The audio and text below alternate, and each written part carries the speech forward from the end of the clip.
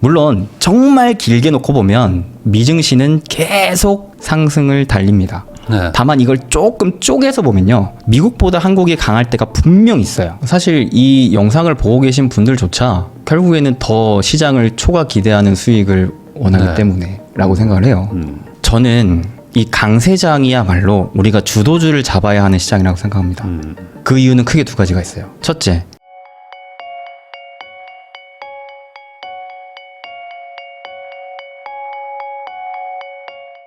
이수빈 대표님하고 이야기 나누고 있는데요. 그러면 결국에 이 지금 섹터도 이렇게 좀 골라주시긴 했지만 사실 일반적인 사람들이 이런 어떤 개별 종목에 투자한다는 게 쉬운 일은 아니거든요. 물론 투자해서 뭐 5배, 10배 벌면 좋은데 저게 그냥 벌리지는 않잖아요. 그렇죠. 올라가다 또 쭉 빠지고 또 몇십 프로 손해보고도 더 버티고 뭐 갖은 일들을 겪어야 되는데 그러다 보니까 현실적으로 요즘에는 그냥 지수 투자해라 이런 내용들도 많고 솔직히 뭐 ETF만 몇 개 사서 모으면 뭐 노후 대비 다 된다 이런 내용들도 많습니다. 어쨌든 지금 실제 투자를 하고 계시니까 네. 이 지수 투자라는 거에 대해서 좀 어떤 견해를 갖고 있는지 좀 궁금합니다. 나쁘진 않지만 최선은 아니다라고 보고 있어요. 그 이유가 뭘까요? 사실 이 영상을 보고 계신 분들조차 결국에는 더 시장을 초과 기대하는 수익을 원하기 네. 때문에 라고 생각을 해요. 근데 그게 쉽지 않잖아요. 쉽지 않죠. 네. 쉽지 않은데 요거를 말씀드리면 좋겠네요. 자, 저는 이 강세장이야말로 우리가 주도주를 잡아야 하는 시장이라고 생각합니다. 그 이유는 크게 두 가지가 있어요. 첫째, 주도주는 시장의 상승률을 훨씬 초과하는 수익을 가져다 줍니다. 네. 즉 상승장에서의 수익을 극대화 만들 수 있어요. 둘째, 주도주는 상승장에서만 탄생합니다. 자, 제가 이제 준비한 자료 잠깐 보시면 1990년대부터 한국 코스피 시장의 증시 상승 흐름과 네. 그 가운데에서의 주도주 상승 흐름을 한눈에 볼 수 있는 코스피 장세에서의 각 시대별 주도주들의 흐름을 나타낸 자료거든요. 보시게 되면 이 초록색 그래프가 코스피 지수 차트예요. 그리고 그 가운데 이제 검정색 그래프로 올라오고 위에 종목명이 달려 있는 게 그때 당시에 가장 핵심 주도주의 상승 흐름이었습니다. 어마어마하네요. 그렇죠? 이게 보시면 시장의 상승 흐름을 훨씬 초과하거든요. 네. 이걸 안 잡을 이유가 있을까라고 생각하는 거죠. 첫 번째. 두 번째, 자, 어떤 특징이 있냐면요. 자, 각각의 공통점을 좀 따져봤을 때 주도주들이 언제 나오느냐? 시장이 상승할 때예요. 네. 시장이 하락할 땐 나오지 않습니다. 왜냐하면 주도주의 정의 자체가 뭐냐면 시장의 상승을 이끄는 주식이거든요. 네. 그 전제 조건이 시장의 상승에 있어요. 그렇기 때문에 시장이 상승하지 않을 때는 주도주가 없습니다. 네. 근데 지금은 시장이 역사적 초강세장이죠. 오랜만에 온 기회인데 이럴 때 주도주를 잡아야 된다는 거네요. 그쵸. 결국엔. 우리가 특히나 이제 지수 투자 대비 훨씬 더 큰 초과 수익을 기대할 거라면 주도주만 한 게 없다라는 거고, 둘째는 그 다음을 생각을 해봤을 때 지금 여긴 상승 그래프만 나와 있는데 이 이후로는 꺾입니다. 뭐와 같이? 시장의 하락과 같이. 즉 뭐냐? 주도주의 상승이 끝나고 하락으로 변할 때 시장도 같이 빠진다. 생각해 보시면은 시장을 A가 이끌어가요. 근데 A가 더 이상 상승하지 못하고 깨진대요. 그러면 이 손을 놓아버릴 수밖에 없겠죠. 그러면 시장은 그때부터 줄줄 새는 거예요. 이끌어가던 주체가 사라져 버리니까. 그러니까 투자에 있어서 사실 가장 중요한 건 전 매도라고 생각하거든요. 뭐 이 회사에 평생 주주가 되고 싶어갖고 막 평생 사모기 위해 투자하는 사람들은 거의 없을 것 같습니다. 결국엔 내가 돈을 벌기 위해서인데, 돈을 벌기 위해서는 결국 최종 매도를 해서 확정 수익을 챙겨야 되거든요. 특히나 지금 시장에서 많은 분들이 고민하고 있는 고민거리는 너무 많이 오른 거 아니야? 괜히 내가 샀다가 빠지는 거 아니야? 라는 고민이 있으실 텐데 그 고민거리를 주도주가 해결해 줄 수가 있어요. 주도주 올라타서 상승장에서 수익 극대화하고 그 다음에 주도주 깨지면 어차피 시장 빠질 거니 같이 빠져나올 수 있다. 근데 이게요, 사람은 아무래도 내가 보는 관점이 모든 걸 다 볼 수 없잖아요. 그래서 주로 사람은 내 입장에서 생각할 수밖에 없거든요. 시장은 중요하지 않아. 내가 투자한 종목 올랐어? 이걸 자꾸 보고 있어요. 네. 내가 투자한 종목 오늘 호가 어떻게 됐지? 오늘 등락률 어떻게 됐지? 내 계좌 어떻게 됐지? 에라이 하고 닫아. 그렇다라는 건 뭐냐면 시선이 너무 코 앞만, 내 눈앞만 보고 있는 건데 이 종목은 주도주가 아닐지라도 시장이 빠지면 어차피 깨져요. 근데 내 것만 보고 있으면 시장이 깨지는지 안 깨지는지 못 본단 말이에요. 근데 주도주를 잡고 있으면 어차피 얘가 곧 시장이기 때문에 얘가 깨지면 팔고 나와야지 그게 곧 시장이 하락할 때 팔고 나오는 것과 동일하게 가져갈 수가 있다는 거죠. 오히려 상승장 때는 이 올라가는 말에 타고 있어야지만 확실히 전쟁의 이 시야가 보인다는 거네요. 그렇죠. 제가 그래서 말을 하는 게 특히나 상승장에서는 수익을 극대화하고 손실을 최소화하기 위해서라도 주도주에 올라타야 된다라는 말을 합니다. 네. 그럼 지금의 주도주는 어쨌든 반도체인데 앞으로의 주도주도 반도체일까요? 지금 시장의 유동성이 제가 아까 역사상 최고라고 했죠. 네. 근데 이 흐름이 단기간 깨지지 않을 가능성이 높죠. 그러면은 뭐냐면 그 수많은 돈이 또 어딘가에 들어간다라는 거거든요. 네. 그래서 저는 지금 주도주의 확산기라고 봅니다. 이미 올해부터 시작이 됐는데 되게 재밌는 거 하나 보여드릴게요. 자, 이거는 코스피 차트인데요. 네. 우리가 한번 크게 보자고요. 부동산 투자도 좀 최소한 3년 이상 아 그렇죠. 보죠. 요즘에 한 4년 봅니다. 4년 네. 보나요? 저도 주식 투자할 때 거의 4년 봅니다. 그러니까 사이클 기준으로는. 네. 한국 주식도 대부분의 사이클이 4년 정도로 돌아요. 봄, 여름, 가을, 겨울로 따지면. 그래서 저는 차트를 볼 때도 주로 한 3년에서 5년 정도 세팅해 놓고 보는 걸 좋아하는데 자, 코스피의 차트를 5년 주기를 놓고 보면 어떤 특징이 있느냐. 크게 봤을 때 이와 같은 하락장을 2021, 2022년 약 2년 동안 맞이합니다. 이때가 금리 인상기였죠. 자, 그러다가 언제부터 2023년 초부터 그 하락의 추세 방향을 깹니다. 그러면서 어떻게 되느냐? 점점 저점을 들어 올리면서 조금씩 그렇게 드라마틱하진 않지만 이 상승 국면을 약 2년간 만들어주고 있었어요. 빠질만 하면 여기서 받아주고 여기서 받아주고 그 계엄령이 터지고 트럼프의 막 관세 이슈 터질 때도 여기만큼은 깨지 않았어요. 근데 그랬던 시장이 올해부터 힘이 강해집니다. 2년 동안의 상승 흐름을 차분하게 걸어가고 있던 시장이 이때부터 달리기 시작했다라는 거예요. 그 달릴 수 있었던 가장 큰 요인은 제가 봤을 때는 미국을 중심으로 한 금리 인하 기대감, 정부의 정책, 또 반도체의 실적, 턴 이 세 가지라고 보는데 자, 중요한 거 제가 주도주는 결국 상승을 이끄는 주식이라고 했잖아요. 그 말인즉슨 이 상승의 시작 지점이었던 2023년부터 이 시장을 2023, 2024, 2025년 3년 동안 끌어오고 있던 핵심 주도주가 있었다라는 말이에요. 그게 바로 AI입니다. 네. 이 흐름은 미국도 마찬가지예요. S&P 500 차트인데요. S&P 500 차트도 보시면 이와 같이 2022년 하락 추세를 가져가다가 2023년 초반대부터 그 흐름이 바뀌기 시작합니다. 그러면서 이제 본격적인 이와 같은 우상향을 만들어가고 있죠. 그래서 3년 연속 계속 상승 랠리를 보여주고 있는데 자, 이 상승의 기울기가 아까 코스피 상승의 기울기보다 좀 더 가팔랐어요. 그러다 보니까 2023, 2024년까지는 사람들이 국장보다 미장이지. 누가 국장하냐. 네. 미장해야지. 야, AI. 어차피 AI인데. AI 대장 어딨냐. 다 미국에 있다. 맞아요. 엔비디아. 그런 논리였죠. 이런 식으로 다 미장으로 가셨단 말이죠. 근데 미장은 아직 그 기울기가 그대로 남아있는 상황에서 국장이 달라진 거예요. 결국 올라간 거는 한 3년 보면 똑같아요. 네. 자, 그랬을 때 첫 번째 어떤 포인트를 생각해 볼 수 있냐면 어차피 이 시장은 누가 AI가 이끌고 있다. 그렇다라는 거는 반대로 AI 깨지면 이 시장 깨진다라는 거거든요. 네. 그렇게 본다면 결국 지금 주인공 이 시장의 핵심 주도주는 AI인데 내가 AI 안 잡을 이유 있나? 상승장에서의 수익을 극대화하기 위함도 있지만 나중에 하락을 피하기 위해서라도 AI만큼은 잡아야 된다. 이런 얘기일까요? 코스피 5천 간다는 걸 믿는다면 어차피 코스피에서 한 절반 정도가 SK 하이닉스랑 삼성전자인데 그 두 개 사면 되는 거 아니야? 라고 생각하는 거랑 같은 걸까요? 어찌 보면. 뭐 비슷하면서도 살짝 다를 수 있는 게 네. 그거는 반도체가 여전히 시장을 이끌 때인 거고 근데 지금은 맞죠, 그 논리가. 네. 근데 그러니까 주도주는 시장마다 계속 바뀌거든요. 그럼 이 AI 주도주가 깨지지가 않을 거기 때문에 굳이 다른 거를 살 필요는 없다. 어찌 보면. 그렇죠.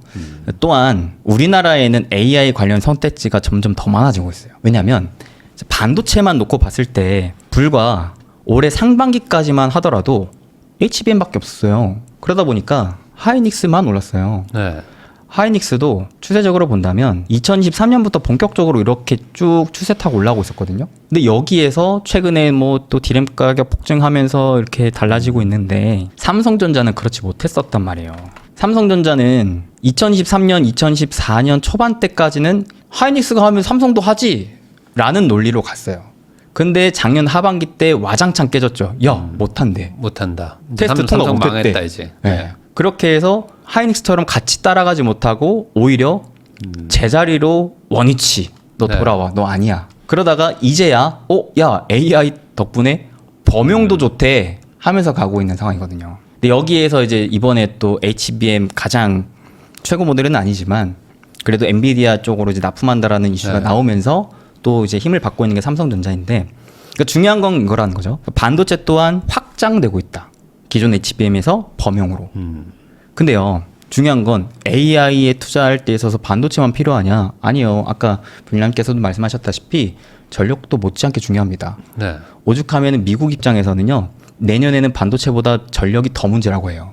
근데 어떤 그래프가 있냐면 자, 과거에 이 제조업 건설 투자 빅사이클에 대한 데이터를 놓고 봤을 때요. 건설 투자 관련 제조업과 전력과 굉장히 비슷하게 갔던 사이클이 나와줬었거든요. 최근 흐름은 AI가 인프라 투자를 이끌고 있는데 이 제조업 관련 투자는 폭발적으로 늘었지만 반대로 전력은 아직 그에 비교했을 때는 미진해요.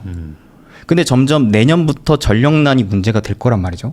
그런 상황에서 미국 입장에서 전력에 대한 필요한 인프라를 스스로 하기에는 한계가 있다. 그래서 우리나라한테 요구할 수 있는 대표적인 부분이 이미 진행하고 있는 분야에서는 전력기기, 네. 발전기. 그 다음으로 기대할 수 있는 포인트는 원전. 그 다음에 원전 같은 경우에는 시계열이 길어요. 길어서 당장에 내년부터 맞이하는 전력 수급을 해소시켜 주기에는 한계가 있습니다. 자, 근데 이 에너지 단에서 가장 단기간에 싸고 효율성을 극대화할 수 있는 에너지는 태양광이거든요. 근데 태양광은 문제가 결국 지금 인프라 투자의 핵심은 AI 데이터 센터인데 AI 데이터 센터는 24시간 돌려야 돼요. 근데 태양광은 태양이 내리쬐을 때만 쓸 수가 있기 때문에 이 저장성을 보완할 수 있는 ESS랑 같이 갑니다. 자, 근데 이 전력 부분은 특히나 중국이 다 잡고 있어요. 지금 원전 또한 기존에는 미국이 꽉 잡았었는데 미국이 계속 원전을 거의 뭐 폐기할 정도로 한 3, 40년 내팽개쳐 있는 가운데 중국이 이걸 다 따라잡고 있거든요. 태양광 ESS는 말도 못하게 중국이 압도적입니다. 그리고 이런 상황에서 전력난을 미국 입장에서 해소시키기 위해서 또 중국한테 손을 벌릴까에 대한 부분도 아까 로봇과 마찬가지로 네. 기대하기 어렵다라는 거죠. 그러면 누가 중국 다음으로 잘하느냐라고 봤을 때 원전은 최근 신흥 강자가 탑3예요. 중국, 러시아, 한국. 한국도 중국, 러시아 못지않게 값싸고 납기를 잘 맞추면서 잘 제조합니다. 그래서 실제 이제 최근에 현대건설도 미국 쪽으로 또 막 계약도 맺고 하고 있거든요. 그 다음에 이 태양광 ESS 부분에서도 마찬가지. 특히나 ESS 쪽은 이 배터리인데 배터리 중국 다음으로 또 한국이란 말이에요. 계속 두 국가가 경쟁을 하고 있는 부분이 아니라 최근에 2차 전지가 또 바닥에서 오르잖아요. 네. 그 논리가 ESS거든요. 내가 반도체 좀 부담스러운데? 라고 생각하시면 오히려 전력 쪽 보셔도 무난하지 않을까. 사실 결국에는 핵심 키워드는 AI잖아요. 맞습니다. 그러니까 AI를 뒷받침할 수 있는 서포터들이 지금 다 같이 올라가는 거잖아요. 그쵸. 그럼 결국에 그런 것들에 뭐 분산 투자를 하는 것도 괜찮겠네요. 그쵸. 굳이 어떤 지수 투자를 하기보다는. 그래서 요즘엔 ETF가 또 잘 돼 있잖아요. 네. ETF 중에서 AI 인프라라는 단어가 들어가 있는 ETF가 되게 많아요. 네. 그 중에서 내가 선호하는 좀 섹터 종목들의 비중이 높은 쪽을 좀 선별해서 하셔도 저는 충분하지 않나. 차라리 지수 투자보다 더 낫지 않나 싶은 생각이 듭니다. 그러면 거꾸로 지금 같이 이런 얘기들이 나오는 게 사실 또 몇 달 전에는 또 막 안 좋은 얘기 하다가 또 다시 또 몇 달 지나니까 또 이제는 막 갑니다라고 하면 또 다시 또 한 반년 지나면 또 안 좋아져요. 이렇게 또 걱정되는 부분들이 있단 말이에요. 특히 제일 문제가 AI 관련돼서 지금 투자 많이 하고 있지만 전반적으로 뭐 지금 매출이 나오거나 이런 것도 아니니 지수 자체가 너무 버블이다 뭐 이런 거에 대한 걱정. 그러니까 한마디로 이 주식 시장이 너무 과열돼 있기 때문에 어쨌든 이게 다 끝날 것이다. 그래서 차라리 그냥 다른 뭐 금이나 비트코인으로 피신해 있자 뭐 이런 얘기들도 있단 말이에요. 그거는 좀 너무 기우일까요? 저는 아직 버블은 아닌 것 같아요. 왜냐하면 이익이 받쳐주고 있어요. 네. 미국도 그렇고 한국도 그렇고 한국은 심지어 이익 대비 아직 싸죠. 특히나 미국 주식 지금 AI를 이끌고 있는 건 결국 미국이잖아요. 네. 그래서 이 미국을 약간 지침서 마냥 나침반 마냥 좀 살펴볼 필요가 있는데 미국 증시가 이렇게 계속 사상 최고치를 기록한다고 해서 이게 버블이냐? 그 못지않게 이익이 계속 증가합니다. 그렇다 보니까 AI 버블로는 저는 이미 성립이 안 된다고 생각해요. 여기에서 수급적인 관기가 더 붙어야지 가능한데 그러면 수급이 관기가 붙어 있느냐? 저는 그것도 아닌 것 같아요. 우리나라만 보더라도 최근에 주변에서 주식 얘기 많이 하시나요? 이제 조금 하더라고요. 조금씩. 저도 막 네. 여기저기 다니면 식당이나 카페나 주식 얘기를 거의 대부분 하시더라고요. 근데 잘 들어보잖아요. 묻지마 투자를 하려고 하는 사람들이 잘 안 보여요. 신중한 분들이 많아요. 특히나 떨어지면 사고자 하는 심리가 강해요. 네. 그게 어디에서 나타나냐면 예탁금이 지금 사상 최고치를 기록했습니다. 즉 주식 떨어져 봐라. 내가 사겠다. 사야지. 라고 하는 대기 자금이 역대급이에요. 아직 포모가 안 왔네요. 네, 근데 문제는 영끌에서 레버리지 끼고 사시는 분들은 아직 그에 비해서는 낮습니다. 4년 전보다도 낮아요. 네. 그러니까 그러다 보니까 여유 자금이 훨씬 많다라는 거죠. 이게 아직 포모장이 안 왔다라는 증거가 아니지 않나. 그렇게 해석할 수 있을 것 같아요. 네. 네. 돈을 아직 들고 기다려봐. 떨어지면 살 거야 했는데 안 떨어지고 치고 올라갈 때 그때 이제 그렇죠. 들어가잖아요. 네. 마지막 불꽃을. 그런 말 있잖아요. 네. 내가 기다리는 조정은 오지 않는다. 네. 이게 역설적으로 아직 그 좀 광기가 오진 않았다. 라는 걸 이제 증명한다는 거죠. 네. 전반적으로 얘기를 들으면 안 살 이유는 없다라는 식으로 점점 해석이 되고 네. 그럴 거면 주도주 사고 그렇죠. 굳이 지수 투자를 뭐하러 하냐 평균밖에 안 가는데 지금 이렇게 좀 명확해 보일 때는 확실한 베팅을 할 필요도 있다. 이렇게 그렇죠. 좀 정리하면 되겠네요. 네. 최소한 이 방향이 깨질 때까지는 보는 게 좋다는 마인드인 거죠.